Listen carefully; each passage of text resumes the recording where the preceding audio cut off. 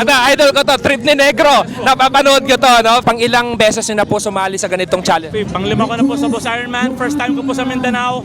Kahit may mga schedule ako, kinancel ko lahat kasi gusto ko pong ikutin, pakita sa ibang lugar, sa buong Pilipinas na safe at maganda po ang Mindanao. Salute po sa inyo lahat. What keep you come back with this kind of challenge? Despite na maraming beses ka na sumali sa ganito.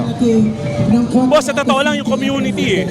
Kasi parang ano to eh, ang Boss Ironman parang reunion ng lahat ng riders from all around the Philippines. Magkikita-kita kayo dito lang sa Boss Ironman lang talaga. Wow, kanino nyo po inaala itong ride na to this time? Sa anak ko, hindi, sa misis ko pala. Okay, personal takeaway nyo po, no? During your experience dito po. Masaya, adrenaline rush nandun, pero kailangan kontrolin para safe. Saludo po sa lahat.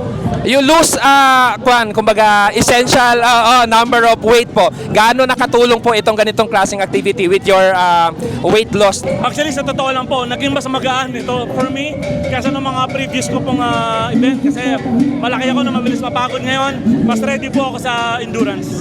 Yun, thank you sir and have a safe ride po.